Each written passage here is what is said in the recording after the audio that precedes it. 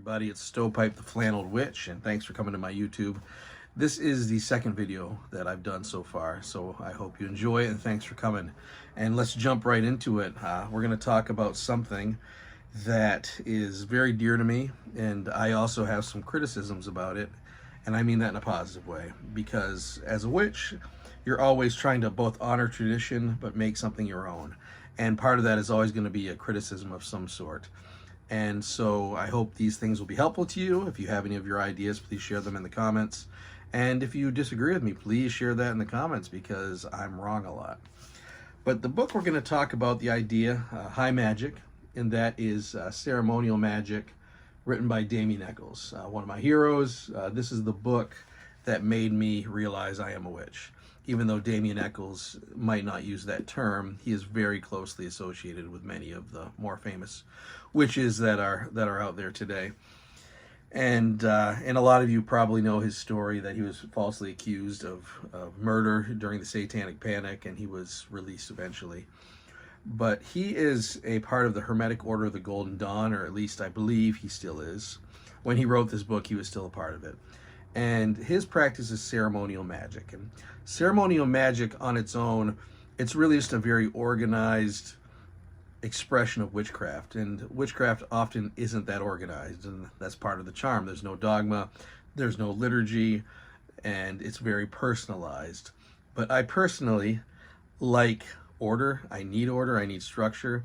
And for me, the best way to break rules is to follow them at first. And that's why ceremonial magic is really helpful. There are some rules, there are some fairly specific meditational acts and meditation acts, and I'm not sure if meditational is a word, but yeah, and also rituals, ceremonies. Some of their most popular ones in ceremonial magic you'll find are the banishing ritual of the pentagram, and then the middle pillar, Kabbalah, tree of life, and things that I do. And my own practice is blue-collar witchcraft, and it's a mix of ceremonial magic and also folk magic and witchcraft.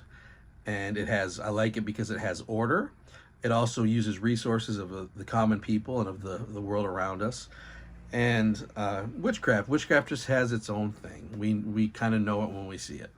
And I do consider myself a witch, so that term just has to come on there. But yeah, ceremonial magic was through High Magic, the book that got me into that. And the book itself, there's really nothing I have any disagreements with. I think he does a marvelous job of laying out what's fairly difficult meditation acts, and actually they're not that difficult. They're organized, but they've often in the past been framed in difficult ways.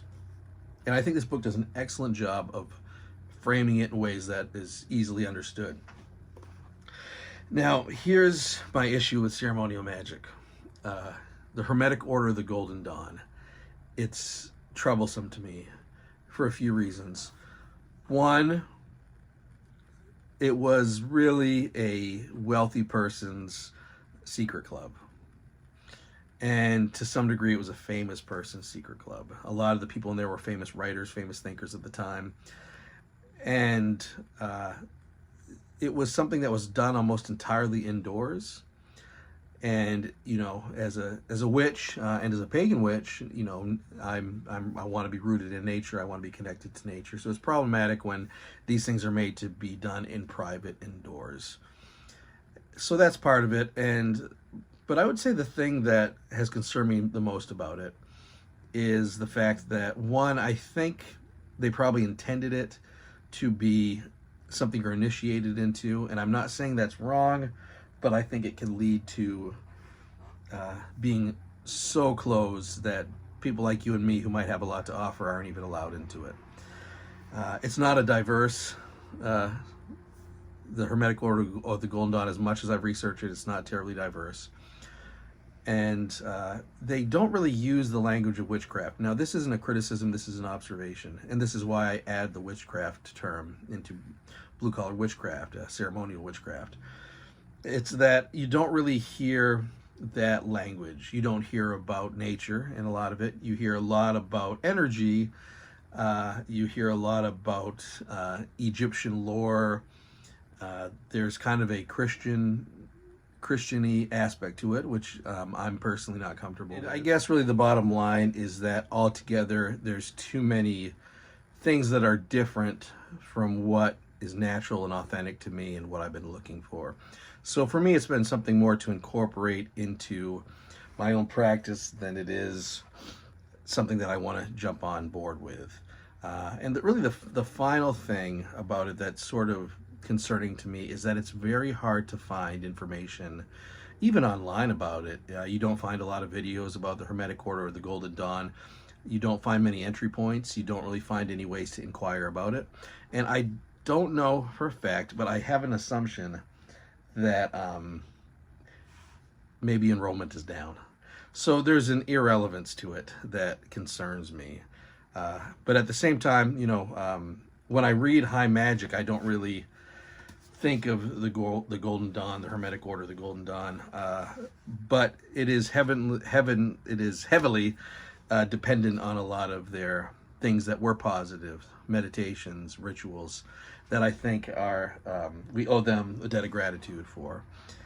But at the same time, it just is too different from what I'm looking for. And so the organization of it, several of the rituals that they do, and several of the ideas behind it, totally on board with, and I carry that into my practice.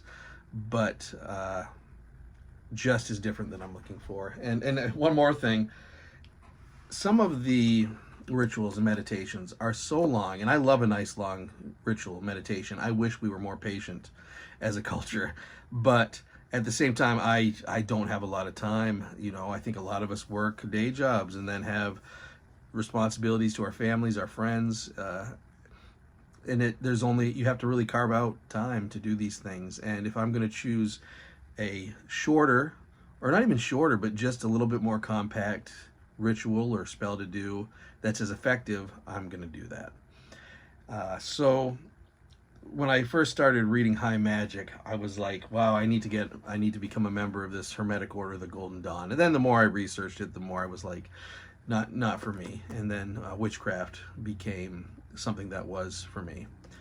Regardless, this book is so good. Damien Echols just is so gifted as a writer, as a teacher. He's really, truly tapped into something. And when I read his stuff, it feels more like just a really tuned in person, a really spiritually enriched and enlivened person. And it's not even tied completely or at all to his membership in any sort of community. It's that there's something special about him. That's in part because when he was in jail, and this was, you know, death row, he was confined, and I think he just had time to really dig deep in a way that most people don't have an opportunity to do, and it worked for him. So I see him as different than a lot of the things I've read about the Hermetic Order, the Golden Dawn. I think Damien is just as special. So that being said, I highly recommend you read High Magick. It's, if you already are firmly rooted in your own practice, then by all means still pick up this book. There's so much that it can add to it. The banishing ritual is one of my favorite rituals, meditations. I love pentagrams. I think a lot of us do. And this one, something happens. I teach meditation classes, and when I have used this one, which is really weird at first, it always has such immediate effects. I've seen people crying. I've seen people saying that they communicated with an ancestor, people who had no connection to it before. So there's something truly great about this. While at the same time, things about it that, as far as the Hermetic Order, the Golden Dawn, just weren't for me. So, that being said, I want to say some positive things about Ceremonial Magick and why I like to incorporate it into my own practice. And I think it's something to consider for your own practice. The organization is so important. I think it's good. I think Chaos Magic is good. I think whatever you are personally called to is what's best for you. I really do. I think there's a certain type of person who just needs order. They need structure. they need to do the same things over and over until they're able to mold it and put it through their own filter and make it more personalized. And I'm certainly one of those people. So that's one of the benefits of it. The second one, I do think it works. As I mentioned, these meditations have such immediate effects, and not just for me, but for other people. And finally, I'd say the thing that I like best about it is that it's, how am I trying to put this? You know, sometimes it can be hard when you're researching witchcraft to find specific communities, specific circles of people that are part of this ongoing history of witchcraft in its many forms. Sometimes it seems all over the place, because it is all over the place. And that's what happens when you have such a personalized, non-dogmatic religion. So when you read about places like the Hermetic Order of the Golden Dawn, when you hear about specific practices like Ceremonial Magick, or whatever it is, Wicca, you know, anything that's specific and has its own history, even if you decide not to hop on board altogether, still you can, you have something specific and something that's a great guidepost, something that has real bones to it. And I think that makes it so much easier to incorporate into your own practice, because some things that I've seen are so out there, are so disconnected from any sort of tradition, or even disconnected from any sort of history, that it just makes you feel like you're floating out in space a little bit, or more appropriate for us witches, that you're lost in the woods. And so reading about these orders, even if we disagree with them and don't want to become members, are important. There's resources there that will help us. And ultimately, that is what this journey, the great work, is all about. I hope you found this helpful. Feel free to research on the Hermetic Order of the Golden Dawn on Ceremonial Magick. And again, I highly recommend this book. I think this is just one of the best books I've ever read, if not the best book. That has been foundational to me, and I think it could be to you as well. All right, this is Stovepipe, the Flanneled Witch, signing off.